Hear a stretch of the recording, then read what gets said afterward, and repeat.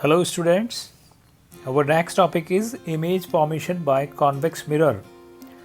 कल हमने convex mirror की 4 special rays की स्टडी की थी। हमने देखा था कि जो रेज प्रिंसिपल एक्सिस के पैरेलल होंगी वो कॉन्वेक्स मिरर से टकराने के बाद फोकस से आती हुई अपीयर होंगी। जो रेज कॉन्वेक्स मिरर से टकराते समय सेंटर ऑफ कर्वेचर की तरफ डायरेक्टेड होंगी वो मिरर से टकराते ही सेम पाथ से रिफ्लेक्ट हो जाएंगी जिस पाथ से वो आई थी। थर्ड रे में हमने देखा कि जो रेज मिरर से टकराते समय फोकस की तरफ डायरेक्टेड होंगी वो मिरर से टकराते ही प्रिंसिपल एक्सिस के पैरेलल हो जाएंगी। फोर्थ रे में हमने देखा कि जो रेज पोल से ऑब्लिकली टकराएंगी वो उतना ही एंगल बनाती हुई ऑब्लिकली रिफ्लेक्ट हो जाएंगी। तो अब हम एक एक्टिविटी के थ्रू ये समझेंगे कि कॉन्वेक्स मिरर के सामने ऑब्जेक्ट की पोजीशन को चेंज करने पर इमेज की नेचर और साइज पर क्या इफेक्ट पड़ता है।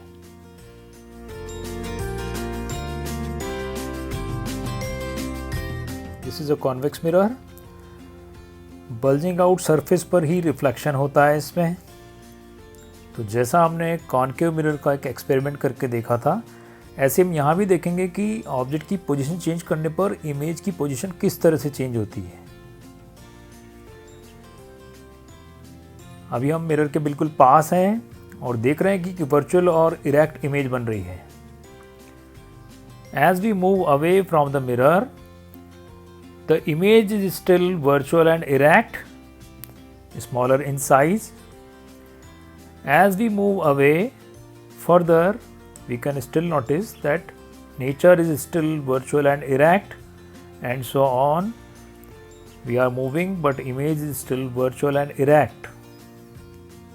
तो बच्चों आया समझ में? हमने देखा कि कॉन्वेक्स मिरर के सामने ऑब्जेक्ट की पोजीशन चेंज करने पर उसकी इमेज की साइज़ में और नेचर में कोई चेंज नहीं आया। जब हमने ऑब्जेक्ट को डिफरेंट पोजीशन पर रख के देखा तब भी इमेज का नेचर रहा वर्चुअल एंड इरेक्ट और साइज़ रही डिमिनिश्ड। अब हम इसी कंसेप्ट को रे डायग्राम के हेल्प से वेरीफाई करके देखते हैं। रे डायग्राम्स में हम उन 4 स्पेशल रेज में से कोई सी भी 2 रेज का यूज़ करेंगे जिनके बारे में हमने कल पढ़ा था। तो बच्चों हमने देखा कि ऑब्जेक्ट को पोल के सामने कहीं भी रखो इमेज का नेचर और साइज पे कोई चेंज नहीं आया था। इसलिए यहाँ पर हम कॉनकेव मिरर की तरह बहुत सारे केसेस नहीं पढ़ेंगे, केवल इसमें हम एक ही केस लेंगे क्योंकि सभी केसेस में रिजल्ट इज सेम। ठीक है, तो इसमें 2 ही केस हैं। एक तो है कि आप किसी भी फाइनाइट डिस्टेंस पर रख दो पोल से इन्फिनिटी के बीच में, और दूसरा केस हम लेंगे कि जब ऑब्जेक्ट इन्फिनिटी पर है। ठीक है, तो this is a convex mirror. Centre curvature और फोकस आप देख रहे हो कि राइट साइड पर है। ठीक है, तो पोल के सामने कहीं भी रखो, ऑब्जेक्ट इज प्लेस्ड एनीवेयर, तो तुम्हारी जहाँ मर्जी हो वहाँ पे रख दो बच्चों ऑब्जेक्ट को, उससे कोई फ़र्क नहीं पड़ेगा। हम देख चुके हैं इसको एक्टिविटी में। So this is an object A B.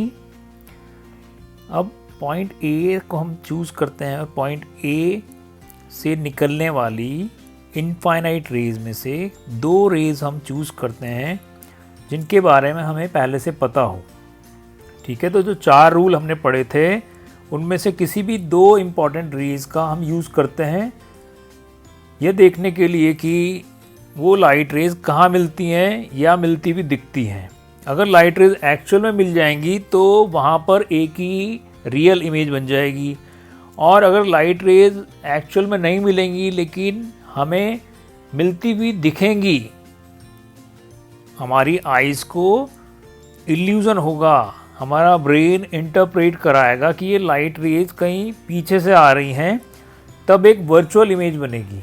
ठीक है, तो ए पॉइंट से चलने वाली एक रे हम लेते हैं जो पैरेलल है टू द प्रिंसिपल एक्सिस।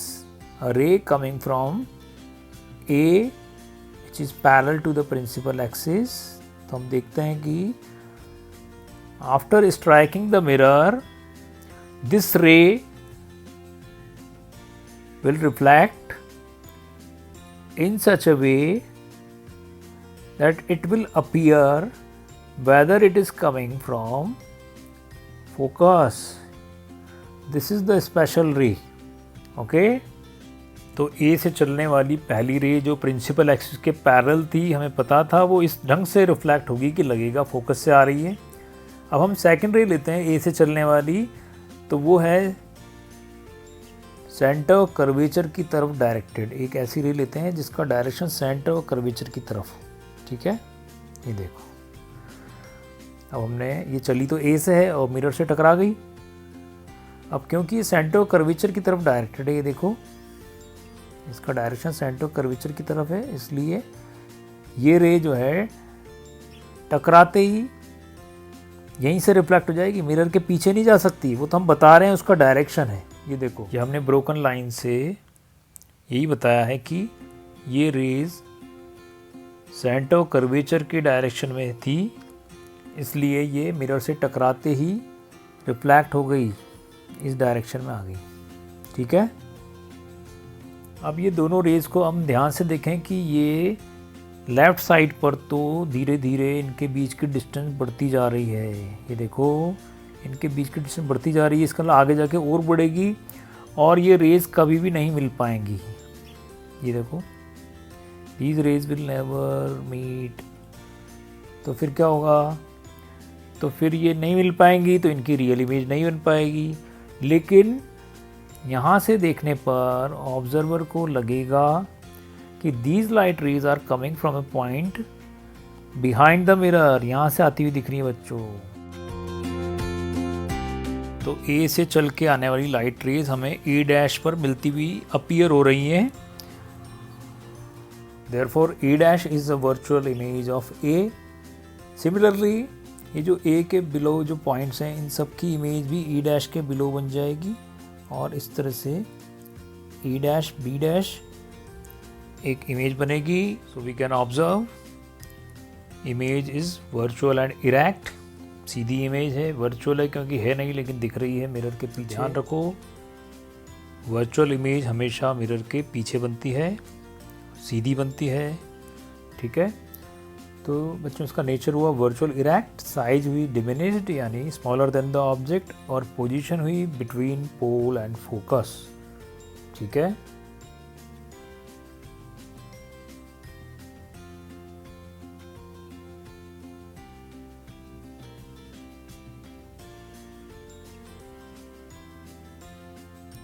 तो हमने देखा कि पोल और इन्फिनिटी के बीच में कहीं भी रखो, image will be found behind the mirror, virtual and erect and smaller than the object. अब हम देखते हैं कि अगर ऑब्जेक्ट इन्फिनिटी पर हो यानी बहुत दूर हो जहाँ से पैरेलल रेज आएंगी, तब इमेज कहाँ बनती है। तो बच्चों ऑब्जेक्ट इन्फिनिटी पर है, इतनी दूर है कि हम ऑब्जेक्ट को डायग्राम में नहीं दिखा पा रहे हैं, तो हम केवल इन्फिनिटी से आती हुई पैरेलल रेज को ही दिखा रहे हैं, ठीक है। ध्यान रखें, इन्फिनिटी से पैरेलल रेज आ सकती हैं क्योंकि बहुत दूर है ऑब्जेक्ट। तो ये पैरेलल रेज आई है और हम फर्स्ट रूल अगर देखें तो जो भी रेज पैरेलल होती हैं वो इस तरह से रिफ्लेक्ट होती हैं टकराने के बाद कि लगता है फोकस से आ रही हैं। तो बच्चों ये टकरा के हो गई रिफ्लेक्ट। ये देखो, ये टकराई और ये तो हो गई रिफ्लेक्ट, चली गई, लेकिन लग रहा है कि आ रही है यहाँ से। यही तो इल्यूज़न है। तो ह्यूमन बींग्स को लाइट मुड़ती हुई नहीं दिखती है, बैंड होती हुई। अगर कोई लाइट आ रही है तो उसकी आंखें उसको पीछे प्रोड्यूस कर देती हैं और उसको लगता है वो पीछे से आ रही है। This is optical illusion.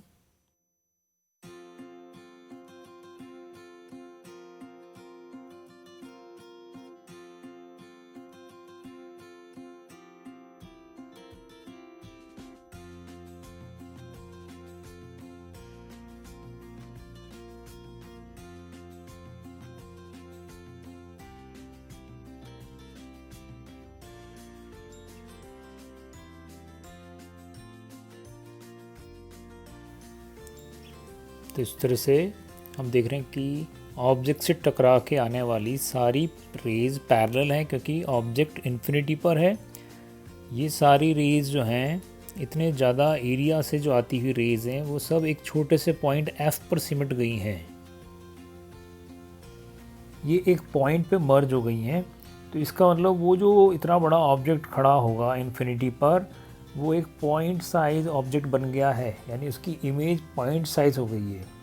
ठीक है, तो ये जो हमें स्पॉट दिख रहा है, ये उस ऑब्जेक्ट की इमेज बन गई है, इतनी सी पॉइंट साइज हो गई है। ठीक है, और क्योंकि मिरर के पीछे बन रही है, इसलिए इसका नेचर है वर्चुअल इरेक्ट, साइज है पॉइंट साइज्ड, और पोजीशन है एट फोकस, यानी जब ऑब्जेक्ट इन्फिनिटी पर है तो इमेज फोकस पर बनती हुई दिख रही है, it is appearing.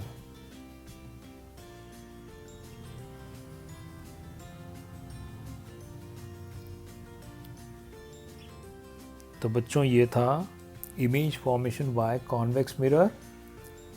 Now our next topic is sign convention for spherical mirrors.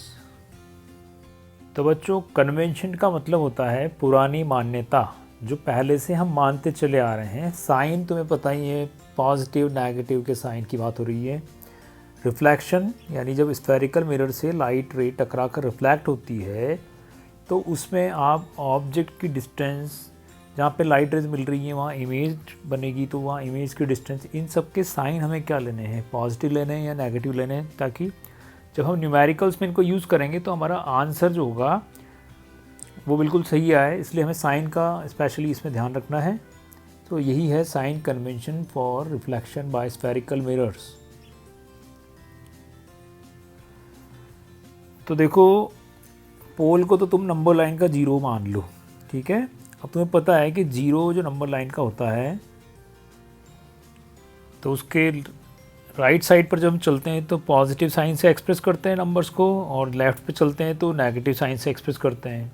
ठीक है, तो पोल को भी तुम नंबर लाइन का 0 समझ सकते हो। तो पोल के राइट साइड पे जब हम चलेंगे तो पॉजिटिव वैल्यूज़ होंगी, लेफ़्ट पे जब चलेंगे तो नेगेटिव वैल्यूज़ होंगी। ठीक है, सारे डिस्टेंसेस हम पोल से कैलकुलेट करते हैं। अब अगर ऑब्जेक्ट को हम देखें तो object is always placed in front of the mirror. कोई सा भी मिरर हो, ऑब्जेक्ट को तो सामने रखेंगे। तो इसका जो ऑब्जेक्ट की डिस्टेंस हम मेज़र करेंगे तो P से कैलकुलेट करेंगे B तक। तो this is the distance of object. ठीक है, तो क्योंकि ये लेफ़्ट साइड पर है, इसलिए ऑब्जेक्ट की डिस्टेंस मान लो 4 सेंटीमीटर है, तो हम इसको लेंगे -4, क्योंकि ये लेफ़्ट में है। इस तरह से हमें साइन कन्वेंशन सीखना है। तो साइन वो नहीं कहेगा, वो तो कहेगा एक ऑब्जेक्ट 4 सेंटीमीटर दूर रखा है, वो कहेगा एक ऑब्जेक्ट 4 सेंटीमीटर डिस्टेंस पर है, लेकिन हम उसको लेंगे -4, क्योंकि हमें पता है कि वो लेफ़्ट साइड पर है, और लेफ़्ट में जो होता है वो नेगेटिव लेना होगा बाय साइन कन्वेंशन। ठीक है, इसी तरह से हम देखेंगे कि कई बार इमेज जो है वो वर्चुअल बनेगी पीछे की तरफ। तो यहाँ पर इमेज की जो डिस्टेंस होगी वो भी पोल से हम कैलकुलेट करेंगे। तो ये ऑब्जेक्ट की डिस्टेंस हो गई, सॉरी ये इमेज की डिस्टेंस हो गई। अब क्योंकि ये राइट साइड पर है, इसलिए अगर मान लो वो कहता है कि 6 सेंटीमीटर डिस्टेंस पर इमेज बनती है, तो हम उसको लेंगे +6, क्योंकि वो राइट साइड पर है। ठीक है, तो ये डिस्टेंस का साइन कन्वेंशन तो इस तरह से होता है। और हम प्रिंसिपल एक्सिस से सारी हाइट को मेज़र करते हैं। तो बच्चों, ये तो ऑब्जेक्ट की हाइट हुई। ठीक है, तो ये तो ऑब्जेक्ट की हाइट हुई, तो प्रिंसिपल एक्सिस के ऊपर जो भी हाइट होगी उसको हम पॉजिटिव लेंगे। ठीक है, तो इसका मतलब इस केस में तो ऑब्जेक्ट की हाइट भी पॉजिटिव है। अब उसने कहा है 2 सेंटीमीटर, तो हम लेंगे +2। और इमेज मान लो 6 सेंटीमीटर की बन रही है, तो इसको हम +6 से, क्योंकि ये भी इमेज भी प्रिंसिपल एक्सिस के ऊपर की तरफ है। जो भी प्रिंसिपल एक्सिस के अबोव होगा उस हाइट को पॉजिटिव लेना है। अब मान लो कभी इमेज यहाँ बन रही है, ठीक है, तो इमेज अगर इधर बन रही है रियल और इन्वर्टेड, तो ये बिलो चली गई। तो अगर उसने कहा है कि 5 सेंटीमीटर है इमेज की हाइट, तो हम उसको -5 लिख देंगे, क्योंकि बिलो है। ठीक है, तो जो मेन पॉइंट है वो हमें याद रखने हैं कि all the distances are measured from pole, all the heights are measured from principal axis. Distance pole से मेज़र करनी है और हाइट प्रिंसिपल एक्सिस से।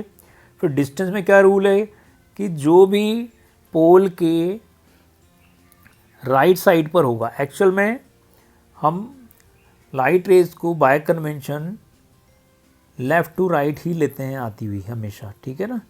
तो इसलिए हम ये भी समझ सकते हैं कि जो लाइट रे इंसिडेंट रे के डायरेक्शन में होगा, यानी जो इंसिडेंट रे के डायरेक्शन में होगा, इस डायरेक्शन में जो भी जाएगा इस तरफ वो पॉजिटिव होगा, और इस तरफ जब जाना पड़ेगा तो वो नेगेटिव होगा। इंसिडेंट रे के डायरेक्शन में कोई है तो वो पॉजिटिव है, यानी वो कह रहा है कि पोल के लेफ़्ट में जो है वो पॉजिटिव है, और इंसिडेंट रे के अपोजिट अगर है, इंसिडेंट रे तो इधर से आती है और हम अगर इधर चल रहे हैं तो इसका मतलब हम नेगेटिव डायरेक्शन में जा रहे हैं, तो उस डिस्टेंस को हम माइनस से एक्सप्रेस करेंगे, ठीक है। और अगर हम प्रिंसिपल एक्सिस के अबोव चल रहे हैं तो उस हाइट को हम पॉजिटिव लेंगे, और बिलो जा रहे हैं तो उस हाइट को हम नेगेटिव लेंगे। So this is the sign convention for spherical mirrors. So these are the sign convention for reflection by spherical mirrors. The object is always placed to the left of the mirror. This implies that the light from the object falls on the mirror from the left hand side. All distances parallel to the principal axis are measured from the pole. All the distances measured to the right side are taken positive, while those measured to the left side are taken negative. Now, distances perpendicular and above the principal axis are taken positive, while distances measured perpendicular and below the principal axis are taken negative. यानी simple words में अगर समझें तो जो पोल के right में होगा वो पॉजिटिव लेना है, जो पोल के लेफ़्ट में होगा उसको नेगेटिव लेना है, जो हाइट प्रिंसिपल एक्सिस के ऊपर होगी उसको पॉजिटिव लेना है, और जो प्रिंसिपल एक्सिस के नीचे होगी वो नेगेटिव लेना है उसको। तो बच्चों, आई होप आपको हर टॉपिक अच्छे से क्लियर हो रहा होगा। फिर भी अगर कोई कन्फ्यूज़न है तो आप कमेंट बॉक्स में जाकर कमेंट कर सकते हैं। अगर वीडियो अच्छा लगता है तो इसे लाइक ज़रूर करें। और टॉपिक्स के ऊपर भी अगर आप वीडियोस देखना चाहते हैं तो हमारे चैनल ऑनलाइन CBSE क्लासेस को सब्सक्राइब करें। अगर वीडियो अपलोड होते ही उसकी इन्फॉर्मेशन आपको चाहिए तो बेल आइकन प्रेस करें। अगर आप प्रतिभा विकास अध्ययन केंद्र से जुड़ना चाहते हैं तो गूगल प्ले स्टोर पर जाकर प्रतिभा विकास अध्ययन केंद्र ऐप डाउनलोड करें, या हमारी वेबसाइट www.onlinecbseclasses.com पर जाकर इंक्वायरी फॉर्म फिल करें।